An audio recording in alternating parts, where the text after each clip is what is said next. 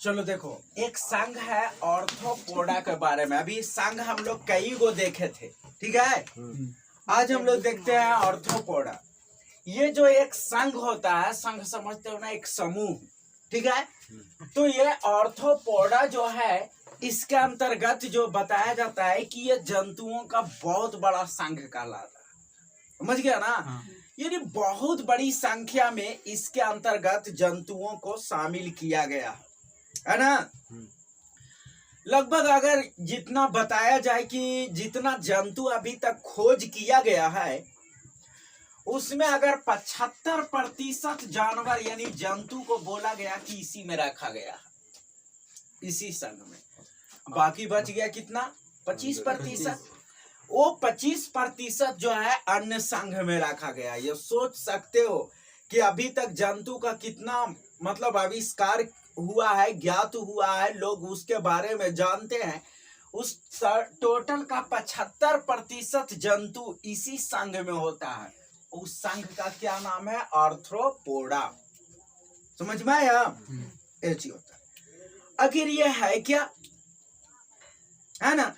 तो सबसे पहली बात यह है कि ये जल, है ना, जो है तथा स्थल के सभी, है ना, प्रकार के वास स्थानों में पाए जाते हैं। मतलब समझ लो कि इसके अंतर्गत जो रखा हुआ जो जंतु है, वो जल में भी रहने वाले हैं और स्थल में रहने वाले हैं। जो पॉरीफेरा संघ जो हम लोग पढ़ रहे थे, उसमें तो अक्सर समुद्री था ना। लेकिन इसको में जो है स्थल पे रहने वाले, मतलब जमीन में रहने वाले और जल में रहने वाले, ये दोनों प्रकार के जंतुओं को इसमें रखा गया है।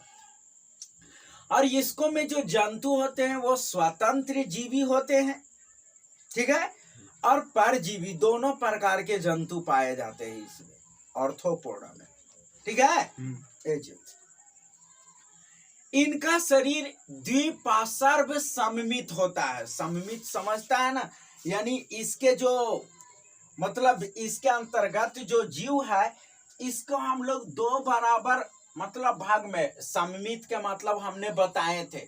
सममित इसका मतलब ये हो गया कि जैसे मान लेते हैं कि चलो ये एक वस्तु है, सममित के मतलब सिखा रहे हैं, ठीक है, बता रहे हैं। तो अगर हमने ऐसे इसको काट दिए तो देखो, ये जो है ये भाग इसको ढक ले रहा है, ये भाग इसको ढक ले रहा है। तो इसको हम लोग सममित अक्ष बोलते हैं और ये जो है सममित आकृति है, ठीक है। लेकिन एक आकृति हम लोग ऐसा ले लेते हैं, ठीक है। हम लोग एक आकृति ऐसा ले लेते हैं, जैसे मान लेते हैं, देखो ऐसे, ठीक है। अब ये सममित नहीं हो सकता, क्योंकि कहीं से भी काटेगा तो इसको पूरा पूरा ढक पाएगा वो? नहीं। तो ये असममित हो गया। ये क्या हो गया? असममित। और ये क्या हो गया? सममित। तो इसकी जो इसमें जो इसका जो शरीर है, इसमें जो जीव होते हैं द्विपार्श्व, है ना, जो है सममित होते हैं। ये ट्रिप्लोब्लास्टिक कह सकते हैं। और ये खंडित होता है। खंडित कहने का मतलब तू देखा होगा, ऐसे कोई कोई जीव ऐसा रहता है, ऐसा जीव, उसको में ऐसा ऐसा रेखा जैसा देखेगा, लगेगा ना कि यहां से टूट सकता है। तो ऐसा शरीर होता है ना। जैसे मान लीजिए झींगा हो गया, तो झींगा का ऊपर कुछ कुछ जगह पर देखेगा, उस प्रकार से तुमको मिलेगा कि लगता है गांठ है। कैसे? देखो ये उंगली है ना, देखो यहाँ से ये मुड़ रहा है कि नहीं मुड़ रहा है, तो ये लग रहा है ना कि खंडित है। ये एगो अलग भाग है, ये अलग भाग है, ये अलग भाग है कि ना। तो ऐसे होते हैं इस जीव में, ठीक है ना। इसका शरीर क्या होता है? खंडित होता है। इनमें मजबूत जो है ना, वो संघित उपांग होते हैं। उपांग मतलब समझ रहा है, एक उप अंग होता है, ठीक है ना। ये चीज होता है। इसका शरीर जो है बड़ा ही कठोर, अगला हम लोग समझ सकते हैं कि इसका शरीर जो है कठोर निर्जीव उसको ब्यूटिकल के बाह्य कंकाल से क्या रहता है, ये ढका हुआ रहता है, मतलब बाहर एक कठोर आवरण होता है, ऐसा सोच लो, है ना। और तो इसकी देह गुहा में रक्त भरा हुआ रहता है। देह गुहा मतलब शरीर भाग का हो, शरीर में, ठीक है, उसमें रक्त भरा हुआ रहता है, ब्लड भरा हुआ रहता है, ठीक है।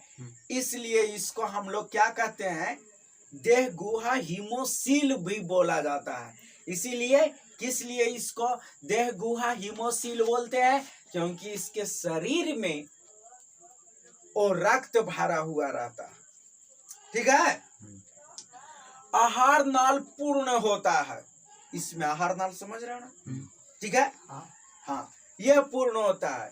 मुख के चारों ओर मुखांग होते हैं, ठीक है ना। मुखांग कहने का मतलब कि कुछ जैसे मुख पर इस प्रकार से ऐसे, है ना, कुछ होते हैं, है ना। श्वासन जो होता है, जो श्वास लेता है, उसमें गिल्स भी होते हैं, ट्रैकिया भी होता है ना, इसके द्वारा होता है, या फिर वुक लंग भी कह सकते हैं, ठीक है, द्वारा। अब इसको समझाते हैं। गिल्स मछली वगैरह में देखा है ना, हाँ। गिल्स होता है बगल में, हाँ। ठीक है, मतलब इस प्रकार से होते रहता है ना, लगता है कुछ दिया हुआ है, मतलब ढक्कन जैसा, वो उठ रहा है फिर बैठ रहा है, वो गिल्स हो गया। ट्रैकिया बोला जाता है कि शरीर में वायु से भरी हुई बहुत सी जो है वायु भरी हुई शाखाएं होती है, ठीक है, और उसी से जो है ना श्वासन होता है, मतलब उसी से जो है वो ऑक्सीजन पहुंचता है, ठीक है। तो गिल्स के द्वारा भी होता है, और दूसरा ट्रैकिया के द्वारा भी होता है, या वुक लंग के द्वारा होता है, ये तीनों प्रकार से। अगला देखो, इसमें कहता है कि रक्त परिसंचरण जो तंत्र होता है वो खुला होता है, ठीक है, हाँ, ठीक है, ये चीज हो गया। और इसमें दूसरा चीज, इसका उत्सर्जी अंग जो होता है मल्पिगियन नलिकाएं होती है, इसकी उत्सर्जी अंग जो है मल्पिगियन नलिकाएं होती है। और लास्ट में एक लिंगी होते हैं। एक लिंगी मतलब नर आधा अलग रहेगा और मादा क्या रहेगा, अलग रहेगा।